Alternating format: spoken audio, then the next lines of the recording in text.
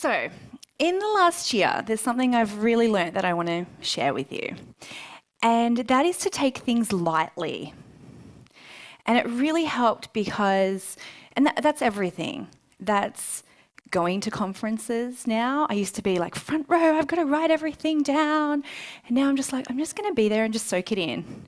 Same with hosting conferences. Was anyone at my Gold Coast event last year? A couple of people, yeah.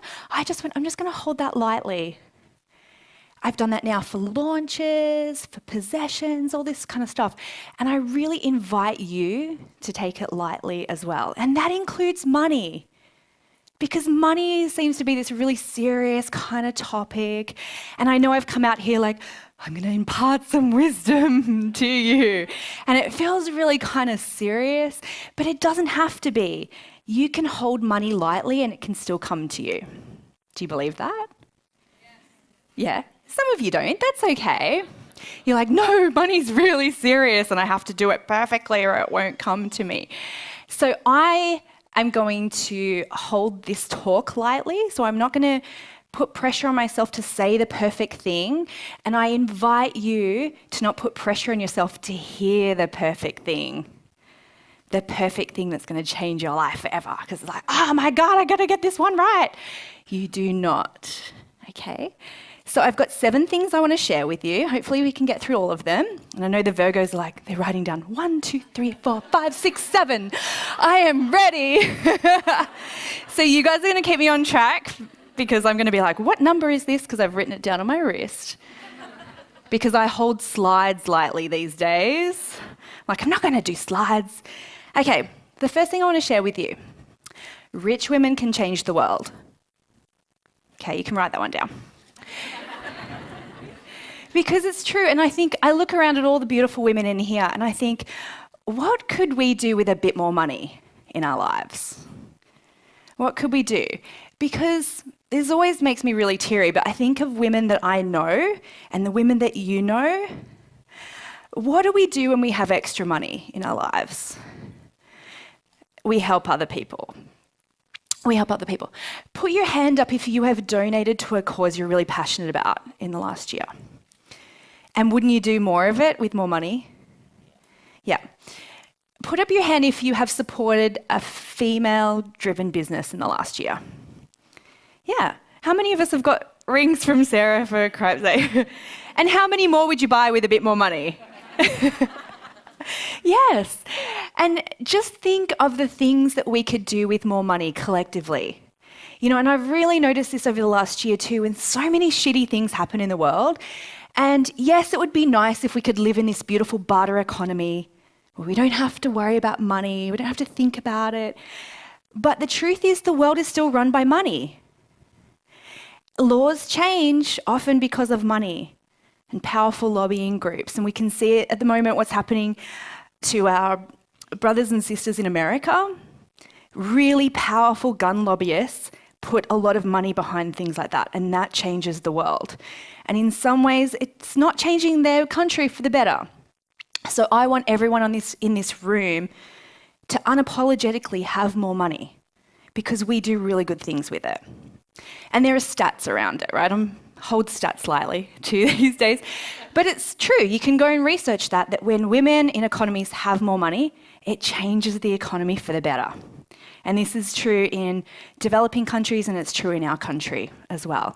And if we want to shape Australia and the world in the way that we want to, heaven on earth, it's going to take some more money. And it's going to take money in the hands of people who will use it for good. So we all cool for that, to make a bit more money? Yes. Okay. And that word too, rich women will change the world. You know, the word rich might trigger you a little bit, and that's totally fine. You know, and if you ever need to get some perspective on how rich everyone in this room truly is, go and Google, you know, like where, you know, there's that website and you can find out exactly like what percentage wealth you are in the world. Everyone in this room is a 1%er. So we are already rich, but it's okay for us to be richer in money because I know everyone in this room is going to use it for really great things. You know, for changing the world and buying more crystals, that's okay too. That's okay. Support beautiful businesses. Okay, number 2. I've really noticed this over the last couple of years, right? Being in business especially, it's like playing a real life game of snakes and ladders, right? It totally is.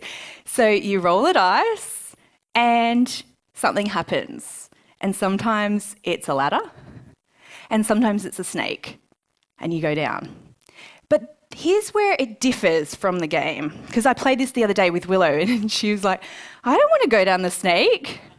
I was like, but that's the rule of the game, Willow. You have to. And then I was like, well, this is what happens in business, right? So name something bad that happens sometimes in business. No clients, okay? So someone says no to you, for example. So in the world of snakes and ladders, that would make you have to go right down to the start. But in real life, it doesn't have to derail you. And the people who are successful are just like, you know what, I'm not going to do that. I'm not going to go down. I'm just going to stay and wait my turn and play again another day. But have you noticed, and maybe you've done this before, your first hater? Has anyone not had their first hater yet? Put up your hand, it's okay. It's coming and it's going to be great. It's something to celebrate. It's a milestone. It's an inevitable milestone. But we don't celebrate it like that. How many people have you known who have had something like that, your first refund request, your first default client, your first hater, and they launch themselves down that snake, never to play again?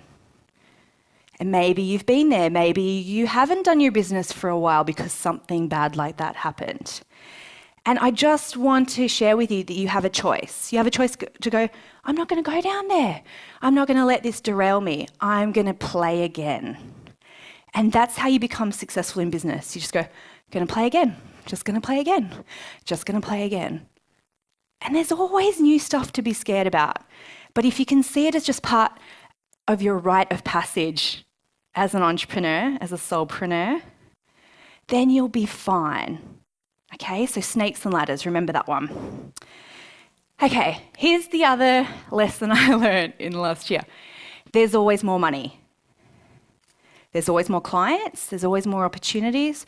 There's always more money. So about a year or so ago, Mark and I bought a house, and it was really out of our comfort zone.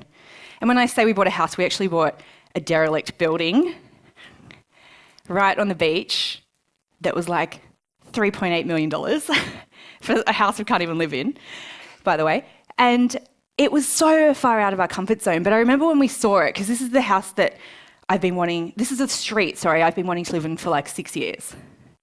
You know those streets that you go visit and go, one day I'm going to live here? And you drive up, go, I'm just going to pretend I'm coming home. And you're I don't know if you've ever done that. I used to touch the wall and go, this is where I live. And then you'd be like, oh, hope no one can see me do this. This is embarrassing. It was my password. It was blah, blah, blah, blah. But I forgot. And I I compromised many, many times. But anyway, I saw this. Oh, by the way, my counter's not going, so I'm guessing I can just stay here forever. So when the opportunity came up for this house, I remember thinking, I'm not ready. I don't have enough money to do this. But I was but this is the street. So of course I did all my manifesting things. And I remember saying to my financial advisor, and my broker, he's like, this is how much money you need. You're short about $1 million. And I went, give me 6 weeks, I'll go get the money, and I'll bring it back. And they were like, what? But I'd done it before, so they were like, all right. So it was I didn't literally go and just flop it on the table in front of them. But I did. I went away for 6 weeks, made the money, and came back. But it still triggered the shit out of me. So when you achieve your goals, it's not always now I'm here. You have to acclimatize to it, right? So we went to go pick up the keys for this derelict building that we just bought for $3.8 million. And we're driving there, and I was going, because I hadn't acclimatized to that air yet. And I said to Mark, we're going to have to be really careful about money over the next year. I was we're going to have to really watch all our expenses. And he said to me, that doesn't sound like you. And I went, you're right, there's always more money. And at that moment, a wad of $50 notes hit our car. I'm talking $1,000 worth of $50 notes hit our car. And I was like, did you see that? I was like, and he goes, oh my, should we stop the car? And because these notes were like, after they hit our car, they were flying all over the road. It was a really busy road. And I went, no, that's not the lesson. That lesson isn't for us to go and like pick through the bushes. The lesson is there's always more money. And to this day, I have no idea if that was like a shared hallucination or if someone was like going to buy something and they were like, look at all this money, and it flew out the window and hit us. But it was such a perfect lesson that there's always more money. And the cool thing is I drive down that street like twice a day, and sometimes there's part of me that's like, there's got to be at least a stray $50 note in one of those bushes. But there's always more money, and I want you to remember that, because there's never been a better time to be an entrepreneur. Never been a better time to be a woman in business. And if you go talk to someone who's been in business like even 10 years, even just a little bit longer than you, the tools that we have available to us weren't around when we started our businesses. Who still had to take like checks or bank deposits instead of being able to use PayPal? Put up your hand if you had to do something like that in your business. And like Leon said yesterday, the machine. And like fulfillment of things and like all these amazing tools we have at our disposal. And yet we still feel like there's a barrier to entry to so many of us. And there's not. The barrier to entry is only in your own mind. And like, really, how many clients do you really need? Have you really sat down and really thought, how many clients do I need to quit my job or to increase our house and have a bigger mortgage or whatever? Like, really sit down, because it's not as much as you think. And it's not like you have to have every client in the world. You only need a couple of people, really, for you to have a great business. So there's always more money. There's always more clients. Okay, so you remember that. Just remember they're like, money. Get a little money street somewhere in your house, and every time, or in your neighborhood, every time you drive down, remember that story. There's always more money. Okay, who's seen Wonder Woman? Yeah, if you haven't seen it, go see it. It was just such a really shifted something in me last year watching Wonder Woman, and it felt like a real call to action for women. And I was like, women have to step up. But the scene that killed me was when Diana, Wonder Woman, she wanted to go to the war so she could solve it. Because she was like, they're like, a man has to solve this. And she's like, I am that man. And it was so cool. But she got there and straight away she was like, so let's go up there and end the war. And they were like, no, you can't go up there. It's no man's land. And when I heard that, I was like, no man. Holy shit, this is our job. This is our job to solve some of these problems. And it was like chills, because I went, oh yeah, this is time. It's time for us to rise up, which is happening all around the world. And it's time for us to go into no man's land, to those places that maybe women have never been before, or places that we've never been welcomed before, or places that we've never wanted to go before. And I want us to think of that in like a really big sense, but also a really small sense as well.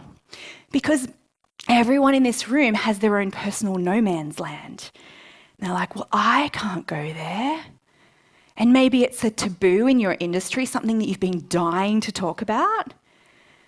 Or maybe it's a place that you never thought you were qualified to go, or you weren't ready to go into.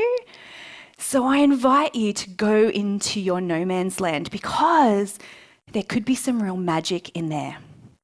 But it doesn't have to be scary, because this is my next point, is this myth that there can be only one. You remember that movie Highlander? That was literally the tagline of the movie, wasn't it? There can be only one. And so many of us live that all the time. We're like, well, she's already doing that. So I can't do that because there can be only one, and I'm going to have to like fight her with a sword, and whoever wins then can be that thing. But that's not how it works, because you could tell your story in a completely different way than she does. You could have a little tweak that she doesn't have. So that's my only kind of gripe, I guess, with Wonder Woman, is like at the beginning, Wonder Woman's on her island with all her sisters, but then she goes out in the real world and it's just her and her shield against the whole army. And it was like, that's how we feel like it's going to be when we step up. We're like, oh my God, I'm going to be so exposed. I'm going to get all this heat, all this criticism. I'm going to be exposed, and it's scary. But the truth is, you're not alone. And even if you came here alone, or you're the only person in your family who has a business, or the only person in your community who's doing what you're doing, look around. You have got so many sisters around you, and they're getting their shields up as well. And sisters, you need some sisters in your life. And I've been becoming a little bit more like kind of active online and lately, because Facebook got rid of the groups app. You guys know that. And so I used to just be in my own little bubble on Facebook, and now they've brought back timeline. So now I'm seeing other people's opinions online. So I'm like getting into like fights about gun control and all this kind of stuff. Or, actually standing up to people and going, why don't you have women on your panel? And all this really scary stuff that a couple of years ago it would have felt like me alone. But I've got sisters now, and guess what? We rally each other. Go, guys, I'm dealing with this. Can you come and help me? And they're all like, yep. And they come straight in. So there doesn't have to be one. You don't have to be the only. You can have sisters. You can have sisters in the same industry as you and still support each other so beautifully. So you're never, never alone. Okay, next one. This is 6, right, Virgos? 6? Okay, thank you. The question of why not me? So this is a question I've been asking myself for a couple of years as I've become successful in business, as my business has made more money. We made $3.4 million last year. Thank you. Totally happy sharing that. And I work with my hubby. It's great and bad and terrible in so many ways. That's a whole nother speech. But a question I've asked myself for years is, why not me? Because when you first ask that little part of your brain is going to come up with a lot of reasons that you think are totally real. And let me know what some of those reasons are. Shout them out. Don't be shy. Not experienced enough. I need to go get another certificate first. Procrastinating. Yes. What else? Not enough time. I'm a mom. My website's not perfect yet. Too old, too young. I don't have the right logo yet. Procrastinating. We've all done it. What else? I'm not known enough. I'm not skinny enough. Nobody will like me. I'm too flawed. I'm too whatever. I don't like my voice. Remember when I started and I spoke to my coach and I said, look, I really want to start making videos. I really, really do. But I think I need to go see someone, like a speech therapist first. I think I just need to get some elocution lessons. Then I'll do videos, right? So how many times have you just like, I'll just go away, lose 5 to 10 kilograms, and then I'll be ready. You're not. You're never going to be ready. So what I want you to ask yourself is like, why not me exactly how I am? So if you could just like give yourself, like hold it lightly, your voice, your whatever, and just go, hang on, why not me right now? And this is what the world is crying out for. Someone needs to hear it from somebody who looks and sounds exactly like you. And that's when I realized, I was like, oh, I don't have to look like Susie Orman, because I'm not Susie Orman and I'm not a financial advisor. But you know what? I think I've got something to share about money that might help some people. Not everybody, but some people. And that's the thing, you're not trying to help everybody. That's exhausting anyway, by the way. You're not trying to be the Oprah necessarily of your industry. It's not a Highlander situation. Remember, there can be only one. Someone just needs to hear it exactly how you're going to say it. Exactly in your accent, exactly for someone your exact age, for someone exactly in the right place that you are right now. And here's the tragedy. If you don't stand up and say it, that person might never hear it from anybody because it just doesn't fit into their lock. Does that make sense? Yeah. So why not me? Why not you? So when I first started my business, I self-published my books, right? And who's got a copy of one of my early books? Okay, because Kate McKibben, she was like, I've got one of your first edition books because we're republishing them. And I was like, honey, that is not the first cover. I was like, there was an earlier cover than that. It was really shit. But the thing is, don't wait for somebody to select you.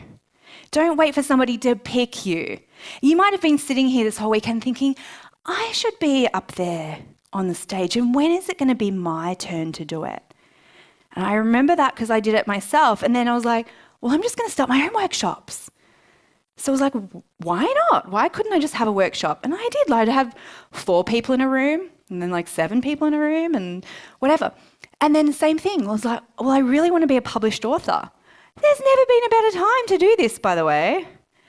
So I self-published my books. I self-published Lucky Bitch in, I think it was 2012, and Get Rich Lucky Bitch in 2013. And this year, Hay House is republishing both. Yeah, how many years later? 6 years later? I picked myself. Just do it. And it was not perfect. The first edition, oh my God, it's got typos. It's like half written in British English, half written in US English, which I'm sure Chris Emery, when she read it, she was like, oh, this is so painful. Pick one and stick with it. But I picked myself. And we've got a new book coming out March next year. So seriously, talk about overnight success. I picked myself. Why not me? Why can't I be a published author? No barrier to entry. And now I can say 3 books with Hay House. You know, it only took 6 years. But they wouldn't have done it if I was waiting. You know, if I was like, I'll just wait for the perfect book. I'll wait till it's perfect. I'll wait till I have the perfect cover. I'll wait till someone selects me to do it. Because they're not going to. You have to select yourself. And you have to be okay doing it yourself. And you know what? I knew I wasn't perfect. I really did. It wasn't that I was like, oh my God, look at my amazing book and how amazing I am. I was like, it's so shit, but I did it. You know, I overcame that and I picked myself. So why not you? And just say that aloud. Why not me? Yeah. And if your brain's still saying, because XYZ, then that's some shit you got to work through. Go talk to your coach about it. Do some tapping on it. Go see a kinesiologist. Work through that stuff because it's really real, you know, that to you. So you've got to work through it. It's just valuable information to clear. Okay, so final point. This is what a wealthy woman looks like. Not me, all of us. And yeah, I kind of feel like a wealthy woman today. You know, hair, makeup, nice dress. Yesterday, I was wearing a dress that I got from Coles supermarket. I loved it. And you know what? I feel like a wealthy woman if I'm wearing my flip-flops and jeans or if I'm wearing a $1,000 Camilla. Because this is what a wealthy woman looks like. It looks like me, it looks like you. It looks like us. So every day, if you're willing to do it, for the next 3 days, look in the mirror when you get up, like literally when you get up, This is what a wealthy woman looks like. And see what comes up for you. See what comes up for you. Because it will be really interesting. Because you have a lot of stories about what a wealthy woman should look like, should sound like, should dress like, should act like. None of it's true, by the way. And you know, when I was a kid, I didn't know any rich people. I didn't know any rich women, that's for sure. The only people I knew who had money were on TV. And what did they look like? Shoulder pads, pearls, heaps of makeup, designer clothes. And so I grew up thinking, well, that's what a wealthy woman looks like. And when you do that, it becomes a barrier because you always think, well, here's me, and way over there is what a rich woman looks like. And there's just like such a barrier between us. Even you might even think, what's the wealthy version of yourself and what does she look like? And again, there's a massive barrier. Because the truth is, yeah, you might change things about yourself. The biggest thing, honestly, about becoming a self-made millionaire, peace of mind.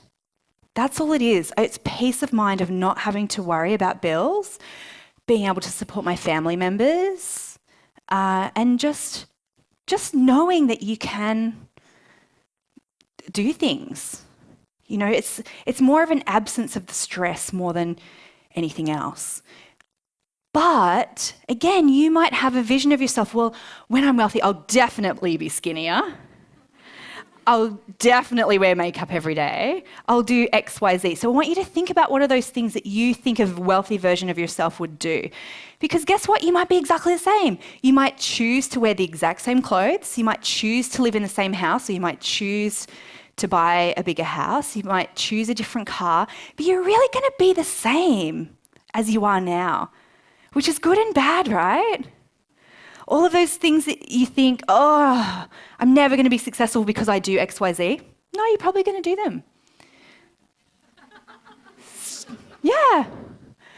Life isn't just this utopia. When you're rich, you're exactly the same person. The quicker you can accept that in yourself, the quicker you'll allow more money into your life, because there's not going to be this energetic barrier anymore. That's it. So to recap, rich women can change the world. We believe this, right? Business is just a game of snakes and ladders, but you don't have to play by the old rules. You can choose. There's always more money. No man's land. What's your no man's land? There can be only one is a bullshit story. Why not me? And this is what a wealthy woman looks like. So I want everyone to stand up.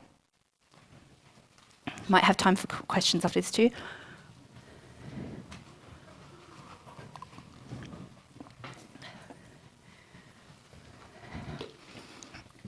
Okay. Put your hand on your heart and just think to yourself, this is what a wealthy woman looks like. This is what a wealthy woman looks like. This is what a wealthy woman looks like. This is what a wealthy woman looks like.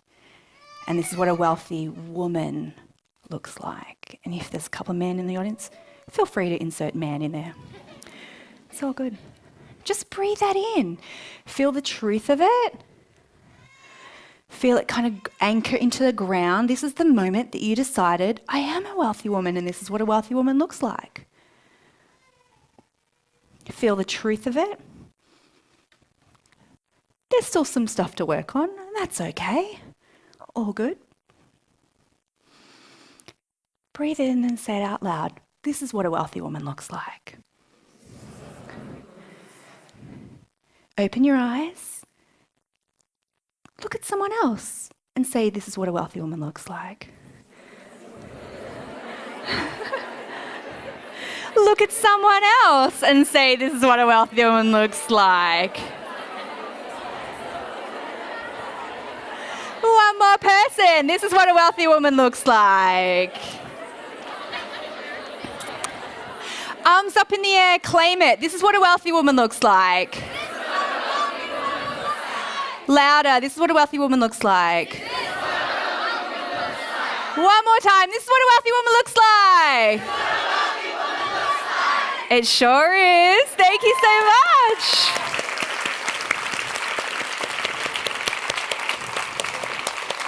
All right, who's got some questions? Do you have any tips for when you want to change your pricing point for your services? So where you want to go from like one pricing point to another and introducing that to your market? Absolutely. I've actually got a free training on this. It's at luckybitch.com/pricing. There's some scripts there as well about how to communicate it to your audience. But the truth is, it has to come from you. Like, you have to give yourself permission that it's okay for you to make more money, to charge more money, especially as you get better at what you do. So that's the biggest piece, but I've got some scripts for you there as well. Yep. And can you just, this is what a wealthy woman looks like? This is what a wealthy woman looks like. Yeah. Okay, here's the truth, right? You can charge $1 and there'll be someone who says it's too expensive and that you're ripping them off. You could charge $100,000 and there will always be someone who thinks it was a bargain.